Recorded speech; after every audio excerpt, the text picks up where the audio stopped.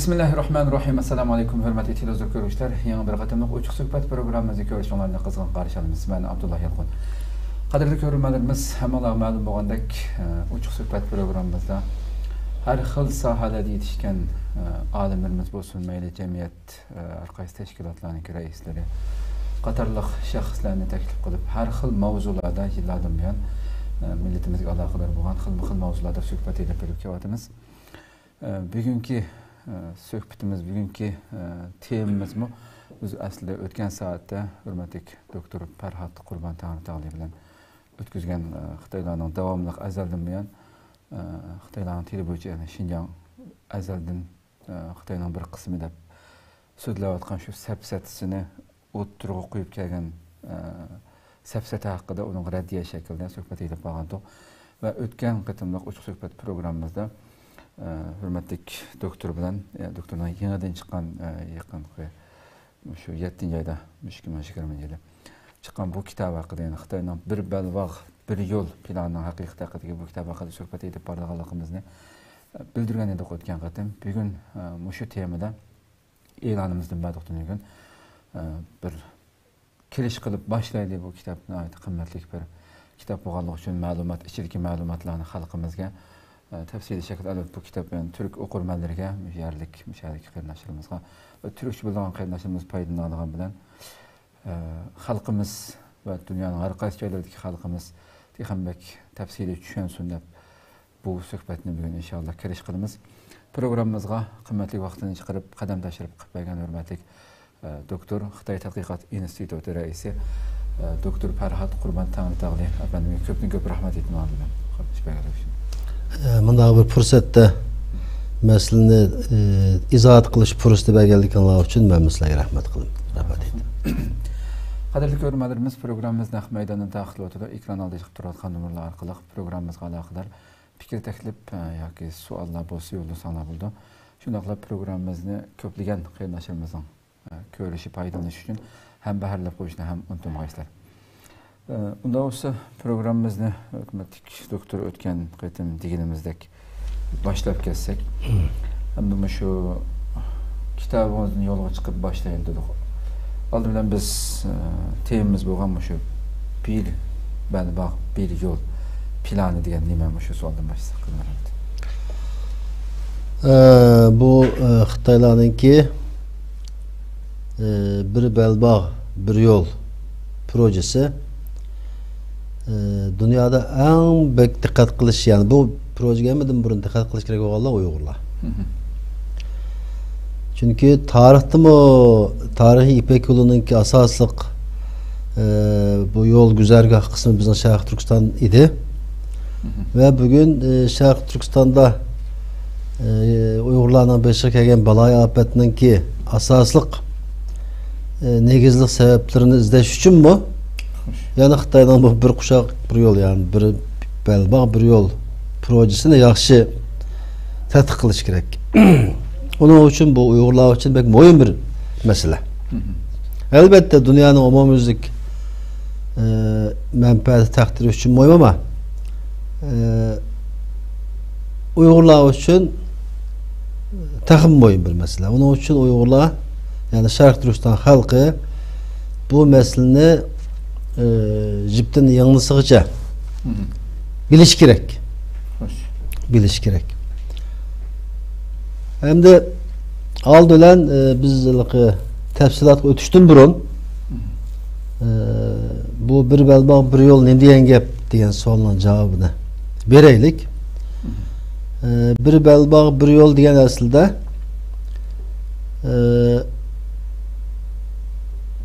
kadımkı İpek yolunun yeniden tabir kılınışı. Yani 21. asırdaki deniz üstü İpek yolu bilen iktisadi kadımkı İpek yolu üzerinde yeniden çıkılan iktisadi balvoqning kısaltılgan şekli. Şuna bunu bir kuşak bir yol deydi. Bu adamda bu bir kuşak bir yol, yani bir balvoq bir yol diyen bu tabir 2013 yılı 9. ayda o'ttirib chiqdi. Bu yerda endi dikkat qilish kerak bir bo'lgan narsa, Xitay'nınki bu planı ilan kılışı Beijing'de de ilan kılır mıydı? Almatı'da ilan kılındı. Biz onunki resimine gerek koygan bolsa vallahi hazır köreylik. Ekranı otursa görülmesi olma. Birinci kıtım Xi Jinping Almatı'da Kazakistan Üniversitesi'de bir bayanat bergen. Kazakistan Üniversitesi bayanat bergen vaxtıda aldılar o yerdeki ikinci surat koyayım mı? İkinci surat ha. Ben bunu resim demiş koydum. Ben bir yerde Xi Jinping'in resmini körü olaylı geldik emez. Aslında Nazarbayev Üniversitesi diyen xat var. Yani bu bek moyun bir noktaçı. Yani Beijing'de elan kılmay neymiş ki Kazakistan var elan kıldığı mesela. Sel bunu tepsili şekilde izahat kılımız.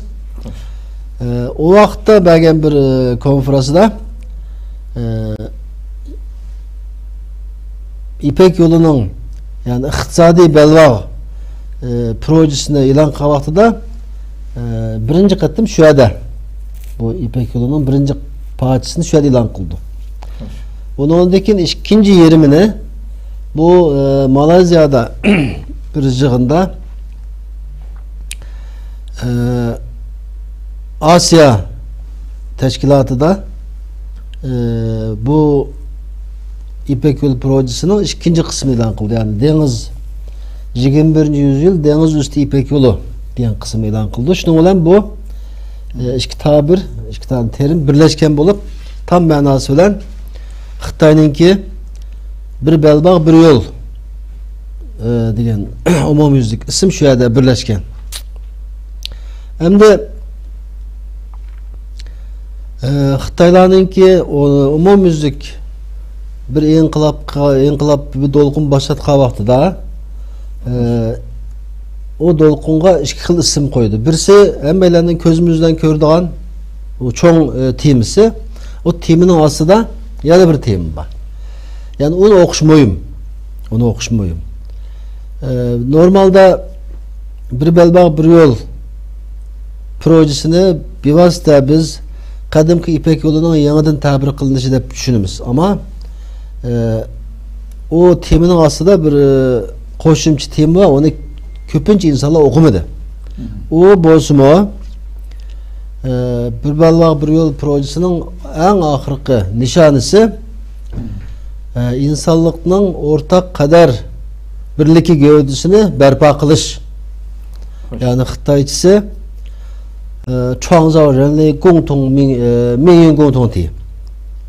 Yani bu emmeden kuşak bir belbağ bir yol projesi biz iktisadi proje de bildiğimiz değil mi? Ama aslında bu mu iktisadi proje? Bu mu siyasi proje? Onun için bir belbağ bir yol projesinin ki hakiki mahiyetini biliş için fakatla bu bir belbağ bir yol projesini öz aldığa tetkik kılsak meselenin ki asas mahiyetini bilemeyimiz. Onun için bunun arpesi karaş gerek. 2013 yılı bu proje ilan kılındı ama aslında biz bu projenin oturuğa çıkışı 2012 yılı bunun şahapsi geldi. Kanda geldi desek 2012 yılı 11. aydaki Xitay Komünist Partisi'ninki 18. umumi yığını da Xi Jinping iktidara geldi. Yani Komünist Partisi'ninki umumi sekreterliki askeri hukuk ve bütün 3 tane hukukunu kolu kılıp devlet reisliğinden ibaret 3 tane hukuk olan yani Xitay hakimiyetinin 5'i Xi Jinping geldi. Kelgendiğin kin o jığındık nutukta Xitay rüyası yani Xitay düşüşü diyen bir tabirini de bütüp gitti ama asıl 2012 yılı 11. ayının 29. günü bu Xitay düşüşü diyen narsa resmi ilan kılındı. Hem de Xitay düşüşü de nahayet saman altından su yürütken bir hile var. Çoğun hati karşısında Cungo'mun da pizalık. Şuna mı? Hoş. Xitay uçuşu. Aslında bu ikinci bir temi var. Yani bütün gücümüzü toplap ortak nişanımıza erişeylik. Xitay halkının büyük tirilişi. Xitay uçuşunun asasıq məqsədi pizalık. Yani Xitay uçuşunun asasıq məqsədi nime desek aslında? Xitay halkının yani Çin ulusunun Xitay halkının büyük tirilişi. Bu Xitay rüyasının asasıq mənası o. Onu mu Xi Jinping özü qanda tarif kıldı desek 2 tane 100 yıl içinde. Yani birincisi 2021 yılı Xitay Komünist Partisi'nin kuruluşunun 100. yılı. 2049 yılı Xitay Halk Cumhuriyeti kuruluşunun 100. yüzyılı. Hoş. Bu 2 yılda Xitay halkının, Xitay milletinin çoğun tirilişini emelge aşırımız deyilik. Bunun diyen gep 2049 Xitay tamam biz tirilimiz diyen gep biz ölümüz diyen gep. Yani hazırki bulavatkan işinin neticesinde Xitay'ın ki planı Xitay Halk Cumhuriyeti kurulğanlığının 100. yılı kelgen vaxtıda etrafıdakiler ama umum özlük ya Xitaylaşkan boluş gerek. Hoş. Ya Xitaylaşkan olmağıyla yok oluş gerek. Yani Xitay uçuşunun ki 200 yılda kılmakçı olan, bağmakçı olan noktası bu. Hem de Xi Jinping'in ki Xitay uçuşu ve akıdın bu oturup koygan bir belba bir yol projesi aslında Xitaylarının faşist eptipeşirisinin ki bir neticesi. Demiş kadısınız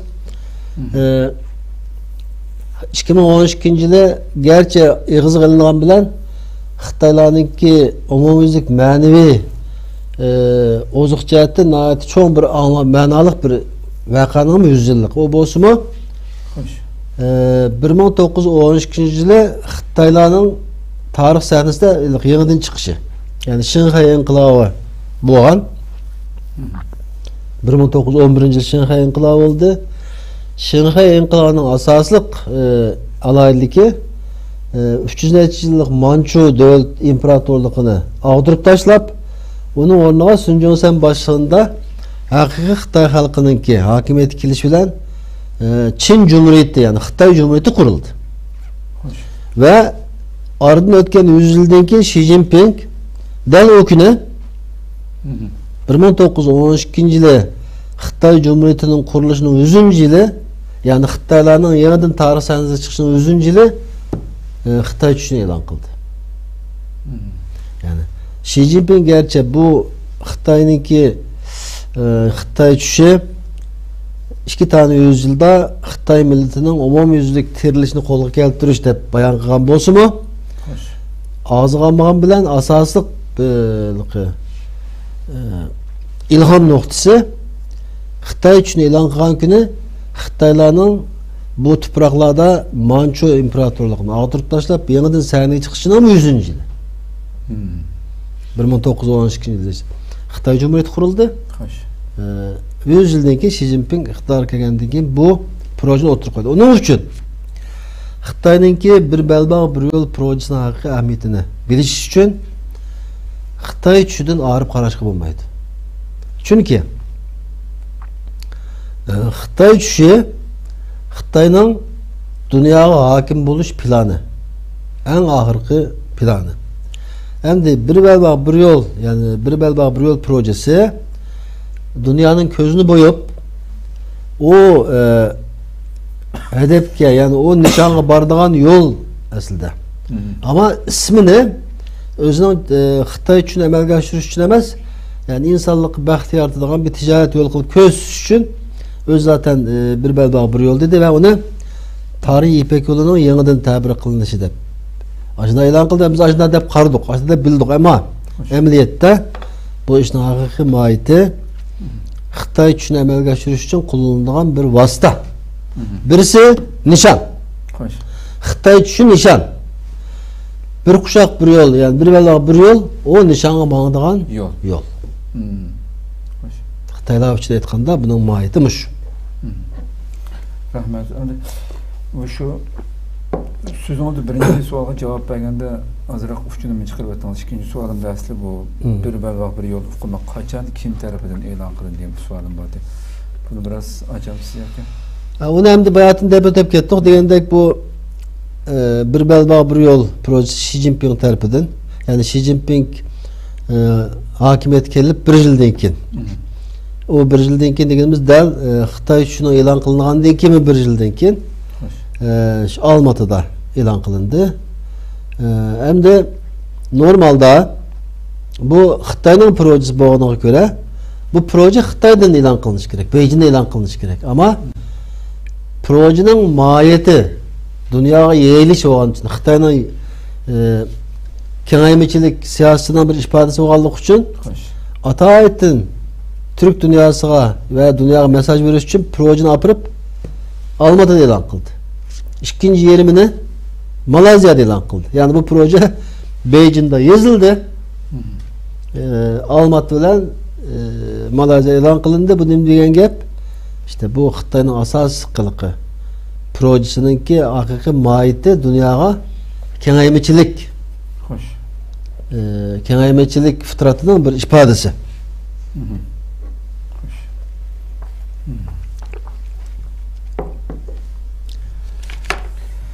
Endi yani fikirlep kiramiz endi şu kitabımızdan şu bu Xitayninki ilgili sürüvatkan narsani tilga qilib Xitaylar davamlı tilga qilayotgan şu insaniyet takdiri ortak gavdisi degan bir hukmni bu planning muşunun üstüge qurilganligini çünkü biz hammamiz ortak takdirimiz ortak deb atrofdagi mesela mayli Qozog'istonga borganda bo'lsin mayli boshqa davlatlarda bu fikrni ilgari surganda bo'lsin buni ilgari suryapti. Bu narsani biraz ochgan bo'lsak bo'lmaydi. Bizdeki hem elendeki dikkatimizden kaçıp ketken bir nokta var. Biz zaten umumimizge etkilendi projeni tetkik kılıp nereden nereye geldiğin meselesi üstü tutmadık zaten. Duramadık bu gengici de. Bu Xitaylarınki bir çoğun stratejiye tetkikatçısı ya ki olması hükümetinin umumyüzlükmüş o proje karaydığı ademiki soruğa vakti da o bir toplantıda bir jığındı diyen gibi var. Yani bir belbaq bir yol projesinin en ahırkı nişanımız yani maksat insaniyetinin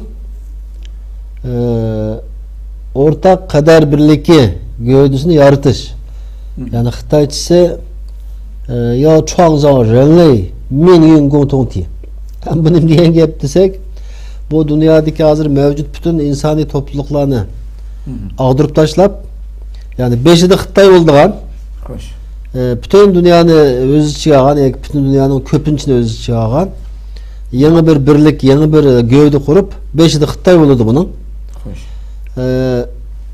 Yani bizdeki Uygurlarının anlayışı boyunca, düşünüşümüz boyunca zahirlensek yani dünyanın Xitaylaştırış projesi diyen desek buludu. Yani bir kuşak, yani bir belbaq bir yol projesini şu vakit köpünce insanlar bu bir ticaret yolu çünkü tarihte ticaret yoluydu bu. Medeniyet yoluydu. Dünya ile boğan ticaret bu şekilde yollar kıskıraydı o. Emellerden alışveriş kılımız şunu olan insanlık takım yaxşı gün körde başta oylaydı ama projenin ahırsı da degendek Xitaylarının ki içi püküp tuğan hakiki maksidi bu projeden dünyanın birbirine bağlap bu bir zincir bu.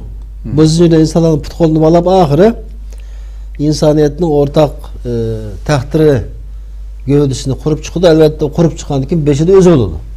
Özü kurup çıkan bir gövdege başkasını eklip sen bana beşi tu demeydi. Aslında buna dikkat kılsanız dünyaya ticaretini köz tutup insanların közünü boyap ahırısında Birleşmiş Milletler Teşkilatı olamdı, NATO olamdı, hazır dünyadaki mevcut kanca küçük teşkilat olsa ulanın hemmisi takabül turduğun özünün gücünü yaratmak çıktı. Yani şu an insanların ortak kıymetleri var şu an, şuna mı? Doğru. Avrupalık'ınki Avrupa Birliği var, Arapların Arap Birliği var, eski cihetten NATO Birliği var. Dedik ki şunda birlikler var mıydı? Ama Xitay'ın maksidi bütün bulağı takabül turduğun Yani özünün gibi ötüdüğün, özününki projesini amalga aşırı olgan bir zincir halkı tayağı kılıp beşik otlamakçı. Yani bütün insaniyetin kader birliği gövdesi dep bir gövdeni çıkırdı. O vakitte elbette bu hemmisinin bütün o azirmen bayatını tepe ötken teşkilatlarının tam kem oldu bununki mikyası. Hoş. Yani bu şekilde dünyanı Xitaylaştırış. Yani bu aslında dünyanı Xitaylaştırış projesi dep qarsak buldu. Biz bunu bayatını tepe öttük bu yollar için moyum dep. Hoş. Bu proje içinde o deniz üstü degeni zaten burun tatip batı. Xitay bu projenin ki bir qancha qo'shimcha temisini o'tirib qo'yishining sababi yana saman altından su yuritish. Xitoyning asosiy maqsadi her ne kadar bir kuşak bir yol deniz aşırı bildirsin ular o boş gap. Köz boyadı. Asas maksat kurulukta mağdığan bir belbağ. Çünkü yeyiliş aş şekilde emel geçiş gerek. Bu denizin o tarafı zaten kemine berip kilotudu. Onu elike bir belbağıdaki halklarının ki dikkatini takıtış için ben töd yollamak ben tödün birisi bu da bunu moyimliğini biraz acizlaştırmak. Emniyette Xitayning asas maqsadi bu. Biz onu nereden bilimiz? Müşterikumemde bu bir belbağ bir yol projesinde nayet moyim bir amil var. Bu amil nereden deseniz burunlarda bu yolda elbette tögünün bu tögü katarlardan terkip tapkan karvan buldu. Karvan vaxtida elbette yollar uzun süretti, bir monçu ötenlerden ötüp aylarca mağdağa işitti.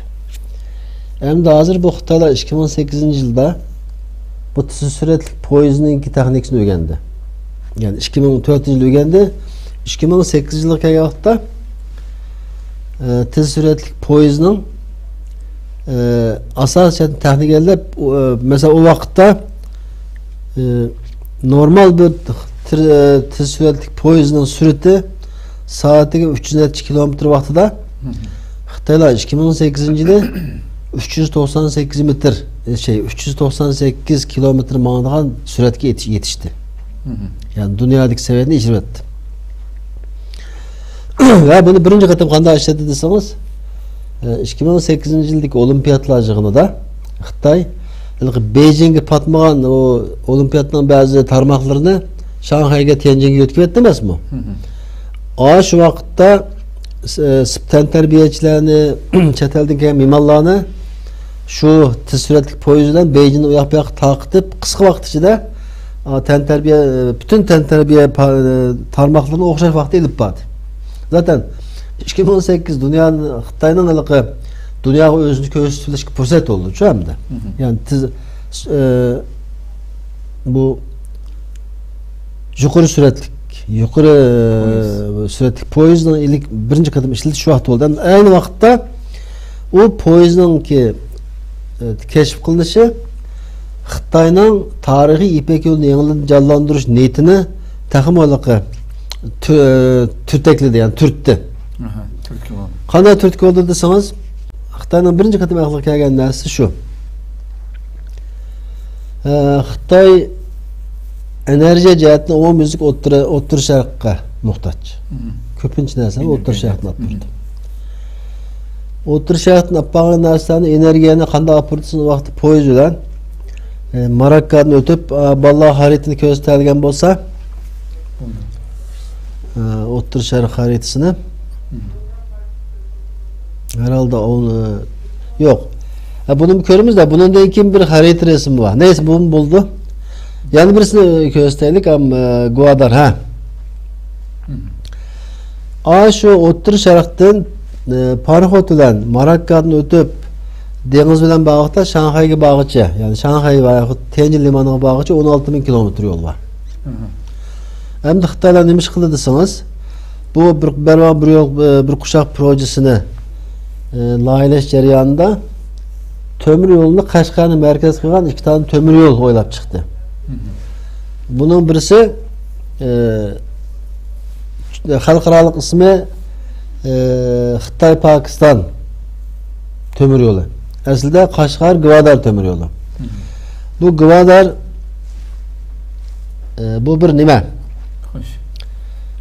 Bu nayet çonkur bir port, liman. Gwadar limanı ulan Kaşgar'ın oturusundaki mesafe 2000 kilometre. Temir yoldan baksa. Hoş. Hem de Xitay Gwadar limanı 2013 yılı 48 yıllıkıga setip aldı. Yani setip aldı derlik kağızga boğap koyup durup aldı. Hem de Kaşgar'dan Gwadar'a poyez yolu çıkan vaxtıda Xitay'nın 16.000 kilometrelik yolu 2000 kilometre uçuşudu. Şunun için hazır nayet tez şekilde iki xil temir yolu yasadı bu şekilde. Birisi Kaşgar'dan çıkıp Gwadar temir yolu. En azından ki o Gwadar temir yolunun devamı var. U yerden qanday qilmoqchi desangiz, Gwadarni Xitoy yapıldı ya. U yerden İran'ın üstünden çıkıp Kızıldeniz'in astidan tünel yasap, Yemen'den ötüp Suudi Arabistan'a vurup Kızıldeniz'in üstünden köprü yasap Cibuti'ye gelmoqchi. Afrika'daki Cibuti'ye bakın. Kaşgar'dan çıkan temir yolu Gwadar vardı Pakistan'a yerip ötüp u yerden İran bilen pütüşkendikin İran'ın üstünden Hürmüz Boğazı'nın astıdan deniz tüneli yasap deniz tünelini Yemen'den ötküzüp Suudi Arabistan'a vargandan keyin Kızıldeniz'e vardı. Kızıldeniz'e bizden Boğaz körgüde körük yasaydı bular. Körük yasap u yerden Afrika kurup Cibuti'ye yani Kaşgar'dan poyez çıktı Cibuti'ye vardı. Xitay'nın planı bu. Onu biz bayatını yazıp gösterdik. Onun için Kaşgar'dan yani hazır Kaşgar'ın merkezi olan ikinci bir temir yolu var. Hoş. O olsun mu? Kaşgar, Oş, Endijan temir yolu. Onun resmini vallahi közledik. Çünkü bu neymiş moyum. Ben sözümden başı dep öttüm ki Xitay'nın bir belli bir yol projesi bu yer üstüde bir yer şarda hemmeden burun Uygurlarla münasebetlik. Çünkü bizden vatanda. Çünkü Gobi çölden çıkan degen topraklar bizden topraklar. Hoş, hoş. Yani o topraklardan ötüp enandaki dünyaya yayıldı. O alaka deniz üstü yol o boş gap. O fakat bizden alaka dikkatimizin takıtış dünyanın közünü boyaş. O Xitay o deniz yolu 21. yüzyıl deniz yolu demişim zaten o banasa o. Ama Xitay'nın maksatı bunun ahmiyetini halklarga es kıldırmay. Alaka saman aslında şu su girtişine işte onu kıldık demekçi. Emniyetin maksat bu. Doğru. Toxtumay yıllarca teşvik kıl demesem bu aşı bizden vatandaki bütün aşı şehirlerdeki halkın nurgun iş pürüstü o bu nas ekildiğanlıqını bayağı aşat kıldıqanlıqını teşvik kıldı. Emniyette bu ahırkı yıllarda köydük. Hemmesini kul kıl demesem. Kul kılıp nurgulgan halkımızınki bagırlarda bikağı mecburi işiltiliş ki sevap bulvatı dağıdırım mesela bu işine hikayetimizde. Hem de bu şey bunun terakkiyatı hakkında bir belvaq bir yol qandaq terakki qildi elbette bununla qarşı nurgun avazlar mı çıkıvatıdı qoşulganlar mı çıkıvatıdı kündün günüge bununki faqatla Xitayninki kemamitçilik siyaseti Xitayning menfaati küllü buluvatqanlığı aşkarlanıvatıdı. Türkiye'de bu nurgun söhbetler programında işlenivatıdı bu to'g'riliq. Bununki bugünkü kündeki terakkiyat ahvali başlanışından tartib. Başlangıçta bütün dünya bu projeni xatarlik tarafını koymadı. Çünkü ilan kılınış şekli bu ticari yol bütün ötken yollarda insanlara payda hep kildi. Etrafındaki devletlerge pakatla iqtisadi jihatdan payda hep kildi. Mele o meseleni o tarafı kardı. Hem de keyince eğer bu proje yaxşı niyetli insanlar tarafından kılıngan bolsa hakikaten yol boyu zaten tarihi İpek yolu şundaktı. Mesela tarihi İpek yolu da karvallar bağlan vaqtda ötenle canlandıgan, baza canlandıgan insanların dünyadan boğan münasibeti kengirdan Uygurlarınki tarihte en şanlık aslında bizden ajdotlarımız ki en şanlık tarihi İpek yolunun Qaradan manga İpek yolunun taraqqiga vaqtida biz taraqqa qildik. Dünyadan havada olduk. Mallarımız dünyanın sırtına ketdi, dünyanın sırtına bizi kelderken yani hayatımız naydi canlılık hem maddi hem manevi cihetten canlılık hayatımız oldu. Şimdi o vaxtda biz Karhanlar Sulalısı kurduk, İdikut Uygur Devleti'ni kurduk derken bütün bu yol üstünde hakimiyet kurduk, medeniyet kurduk. Hem de hazırki mesele Xitay elbette burunqi şu biz icad qilgan yolda mamakçı.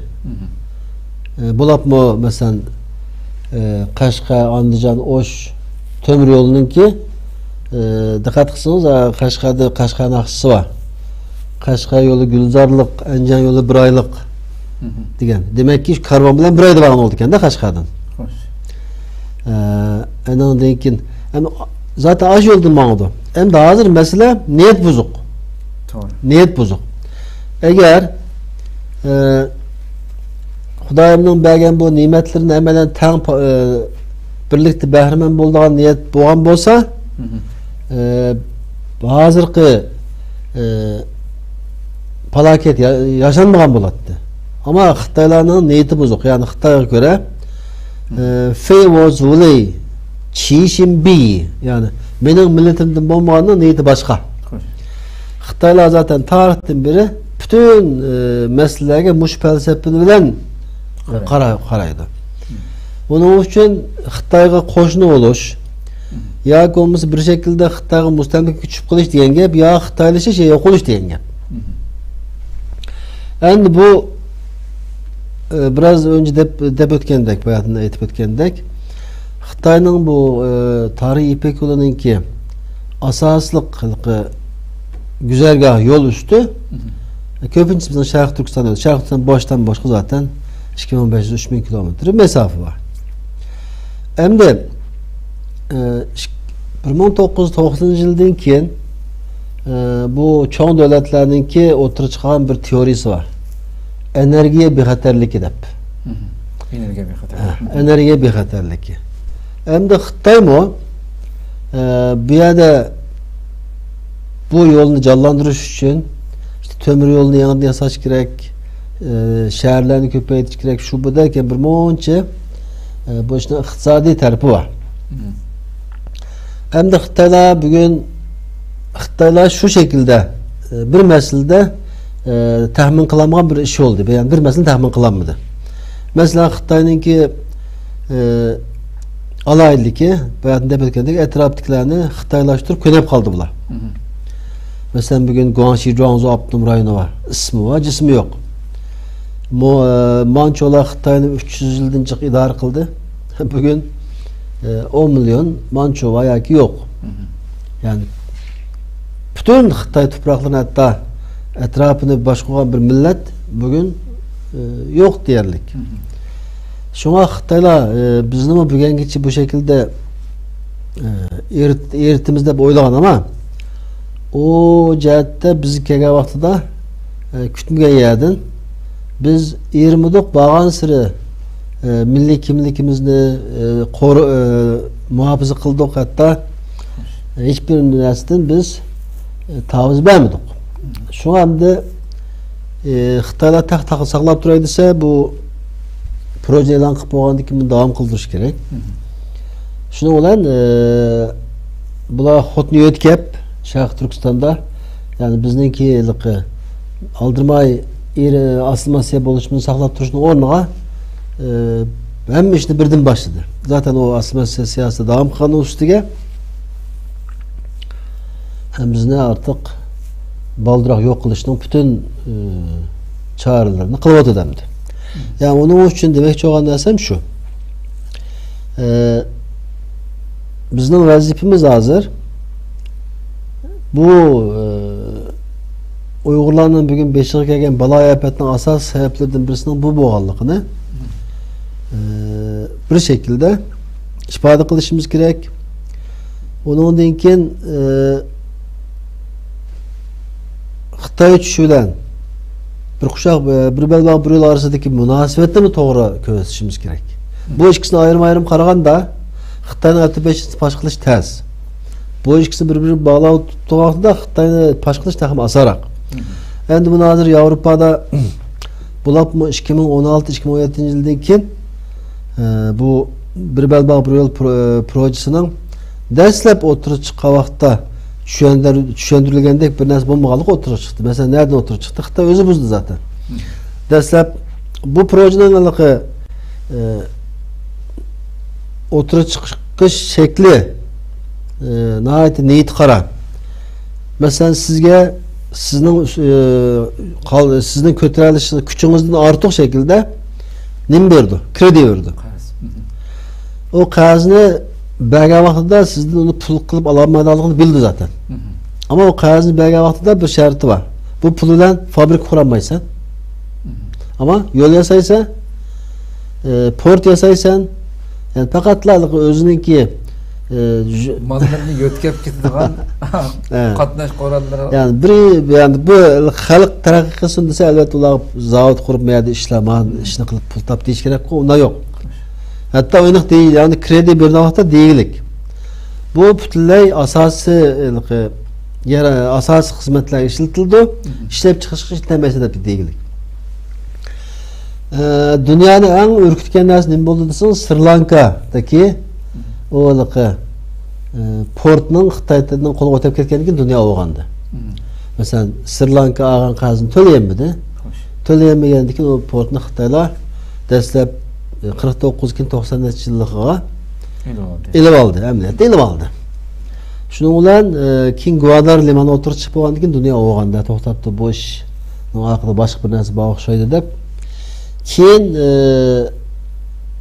Qushaq yo'l projesi bilan en ahırkı nima qaraganda 70 tane devlet bu işin içine kirip oldu hem hazır ama keyinçe bu Amerika'daki bazı mulayizçiler, stratejistler bu meseleyi paş kılıp 2016-17 yıldan keyin bu proje biraz türüp qalğan tuydu, yani devam kılamı demek. Ondan keyin bu Xitay'nınki virüs belası oturup çıkkandan keyin hem de hazır. Bütün dünya can derdi de Xitay'dan yani bunun koyu uçuştu hazır. Yani bu fırsattan faydalanıp hazır Kırgızistan'da bu işini yanından gün tertipke ekilip yanında yetişkin tudam da hazır. Hem de hazır bir 5 yıl burun kararışla bugün karar okşamaydı elbette. Hazır hem Türkiye'nin bu mesleği olan karşıda yana belki tüttün bir özgürlük olmadı. Belki bomba etti. Ama bunun vaqt diyar bergen müddetçe biz bir şekilde düşündük, tırışımız yana. Hoş. Elbette yani toxtudumuz şirlep ki ben bizden öten boğan nemiz doğruluk mu? Ama şu diginadek ahırda mı şu hem sizce mi şu Pakistan'daki meselelerin nurgun karşı çıkışıyla buldu ahırkı yıllarda. Degandek qarzlarni mesela şartlik berişi özününki şu yerdeki xalqqa hech qanday foyda keltirmay balki Xitoyga foyda keltirish asos qilinganlik degandek masalalar. İnsan o'ylaydi hamda Sharqiy Avstriya davlatlarida nurg'unlagan mutaxassislar va mesela Turkiyadan bu masalaga Turkiyaga berilgan Turkiya ham davomli yo'lmi shu qurilish binoslariga jiqroq ko'ngil bo'layotgandan keyin ya shuning uchun ben qizib ketyaptimda mesela shu plan dairesi içinden Türkiye'nin nurgun mutaxassisleri bilgen bununki paydalık taraflarını paranlaşıp atqanlar bilen ziyanlık taraflarını paranlaşıp atqanlar var. Mesela her qaysı kanalda qarısanız bunu bir analiz kılıp bunu bir oylap özünün menfaatiga Türkiye'nin ahırkı menfaati nereden çıkıdı? Türkiye nerede bunun rollerini demiş ki şundak başçılap bununki akıbetini köremeye vatandaş sizce hamda? Hem de bu Türkiye'de Xitay'ın lobicilik faaliyetleri pek yığır. Zaten Xitay bir kuşak bu bir yol projesini pazarlaydığı vaxtda teşvik kılıştığım burun o yerde alınan ciddi bir şekilde lobicilik faaliyetleri edip alır yani yandaş toplaydığı için. Bu yandaşlarını asas cihetli devlet orullardan iradesi biraz aciz, iqtisadi cihetten biraz közü kızıl insanların tepip bir şekilde bunu bağlı oldu. Türkiye'de bu menç hazır Şu lobicilik faaliyetlerinin neticesi biraz ağır. Hoş. Hem devletin içinde bunu bilmediği adamların bağım yani biraz dep ötkendek Türkiye'de buna ait ciddi stratejistler var, yetişken alimler var. Bunun aldakını oylaşıdığan nurgun insanlar var. Ama hem de az degендek Xitayning lobicilik faaliyetlerinden sebep bir yandaş, Xitayning yandaşları güçlük. Hoş. Hem güçlük hem köp. San jihatdan köp. Onun için devletinin münasebetlik organlarına hata malumat berip atkan boluşu mümkün.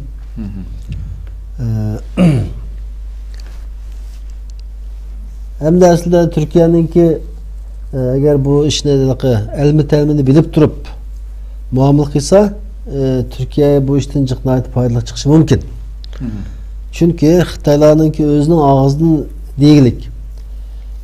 Bir belbağ bir yol projesinin 2 tane ayağı var. Bu ayağının birisi bizdenki onların tabirlerini dağıtım da Şincan'daki Uygurlar. Yani bir ayağı Türkiye çünkü degендek bayatında hep ötkendek Şarkı Türkistan'dan başlaydı. Türkiye'de püttelep durup endiki Avrupa öteleyimiz bu işki ayağı moyum. Bunun için Türkiye'nin mutlaka bu işten içine sokuşumuz gerek değildik. Yani bugünkü Türkiye bu cihatta hiç olmasa bu özününki alaylıkını doğru tahmin kılıp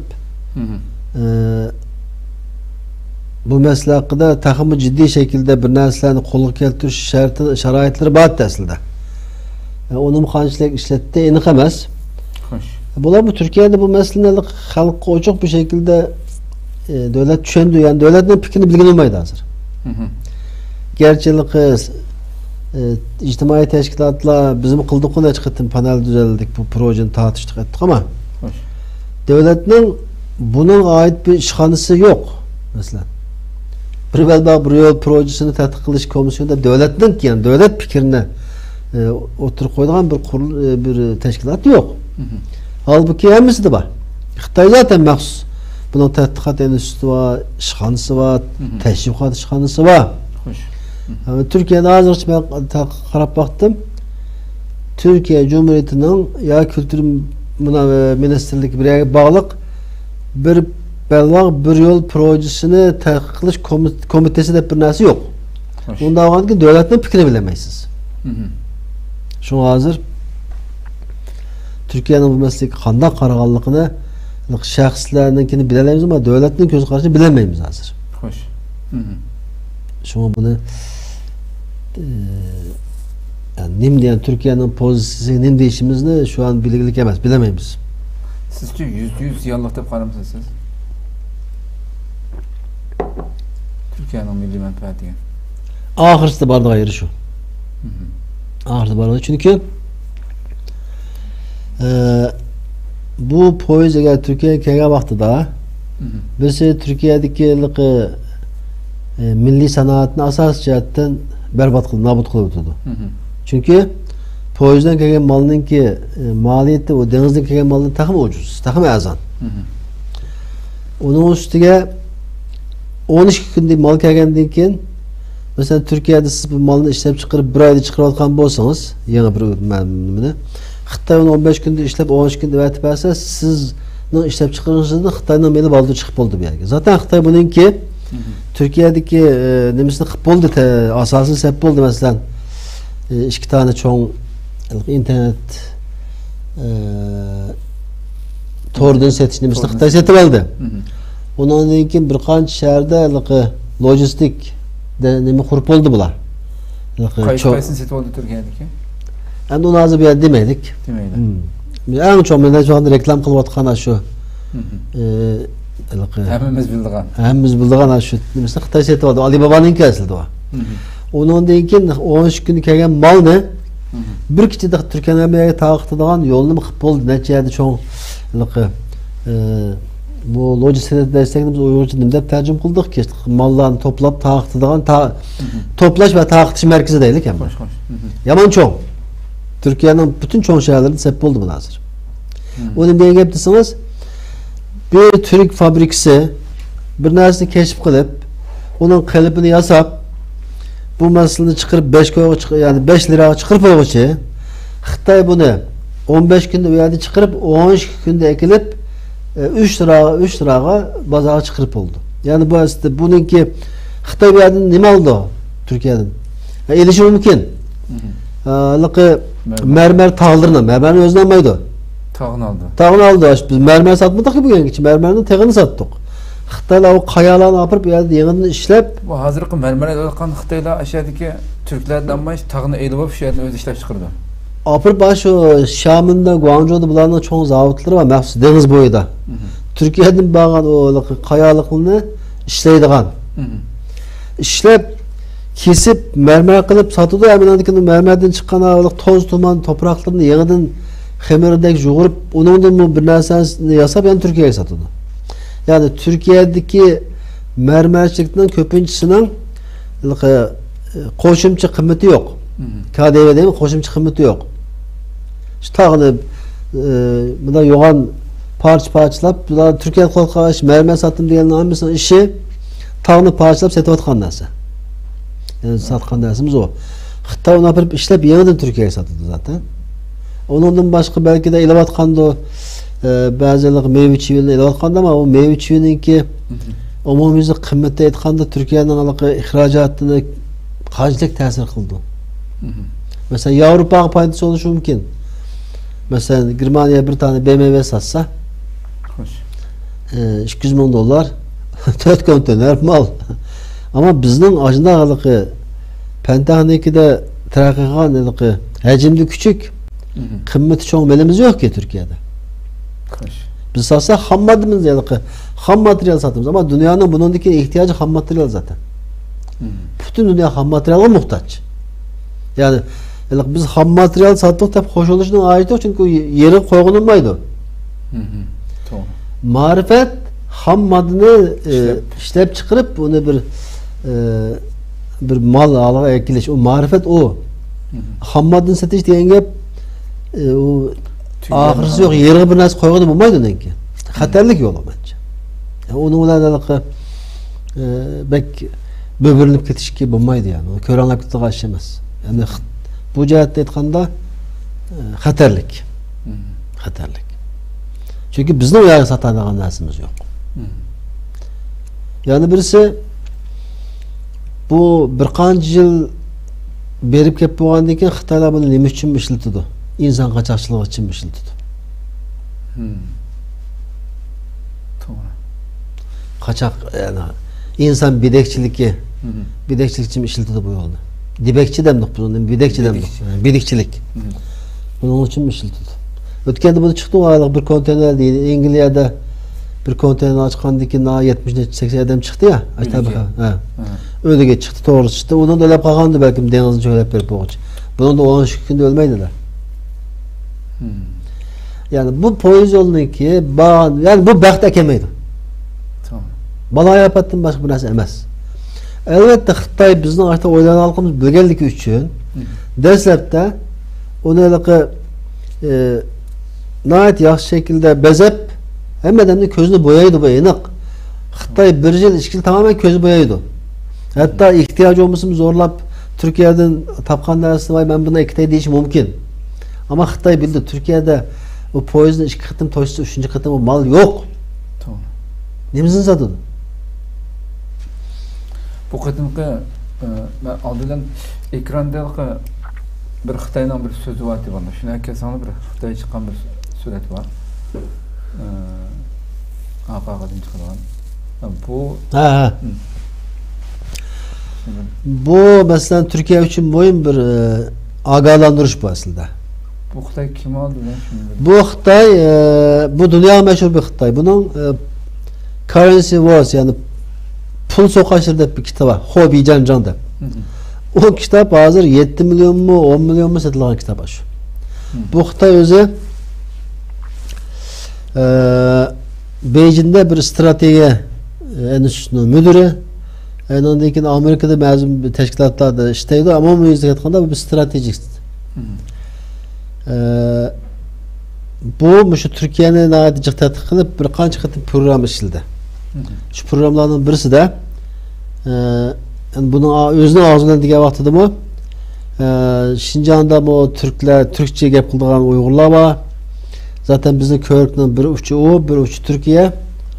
Şuna biz hem de enik demişim o Şarkı Türkistan'da kanda el kılgan bolsak Türkiye'nin bu çokum el kıldı şimdi Gaudin. Mesela bu Gaudin Türkiye yediğine Gaudin de koyacak. Yani Gaudin diyen gap bunun işini tüket diye ben ağam kildi. İşini bitir. Yani Türkiye'de becer anlamaya bu kildi. Bu el kıl bu meseleni. Bunu el kıl evet. Yani biz oluşturup taylık diyen gap. Yani Türkiye'nin stratejik orundan karga vaxtıda bu memleket Xitayning mutlaka qo'lga keltirish olgan memleket yani. Şarkı Türkistan o'xshash istila qilingan ochiq qilamizmi? Xitayning siziqidan chiqolmaydigan. Chiqmaydi çünkü deydi o ko'rikning kuchi var. Birisi bu yer, bu bizning qo'limizda. Ko'rikning ikkinchi oyog'i Türkiye. Onu mu artık qetilishimiz kerak diyenge. Ben buna net şekilde yaydım. Ma kitap koydum. YouTube'da koydum. Hatta rapor halinde takdim kıldım. Çünkü bu ılıkı pervasız karada aşamaz. Bu Xitay'ın hepti beşirisi. Biz 10 gün Xitay'ın ne temanda tılganın ki belki de kançtek paydası olduk mu ama bunu okusa bunu okup da kail bol yani Xitay'ın kim boğalıqını düşünüş üçün bunun boyun malumat mı lazım? Yani Xitay bir davet ediyor yani bağır bakıra oturdu. Türkiye'nin mutlaka hayal kılışımız gerek. Yani Türkiye mutlaka hayal kılış yani bizim hayal kılışımız gerek olan devlet de bir değilik. Yani onun için bunu mu köz tutan derse şu 3. köylük bunu bula asas cihetten aş şekilde karaydı hem de çünkü 3. köylükün kol kayıp olsa o şu an acaba bir bunu aldı turuptu. Yani bunun da daha tepsiyle inç koyulaş gerek. Yani bu ötkünçe bir paydası ve daha alınıp gidip kalsak bizden İsa İsbaltekin'den bir gibi vardı. Bizi görün ibret alındı. Okşaşken. O şu var bugün mü lazım? Bizi görün ibret alın. Biz maçta gittik.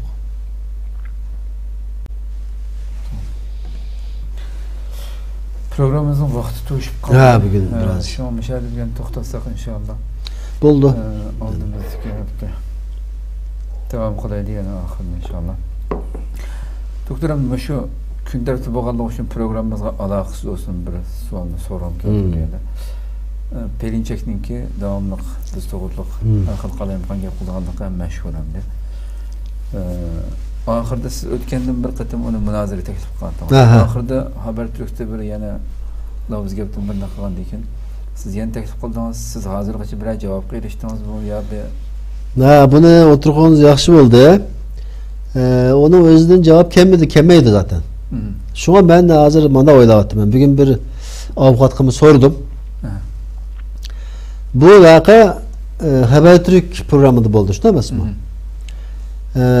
Ondan vardı ki biz hazır, ben de tünüğünden bir açta kılattım. Ben Habertürk'ünü zorlaş gerek. Sen ona bergen fırsatını biz gibi verirse. Çünkü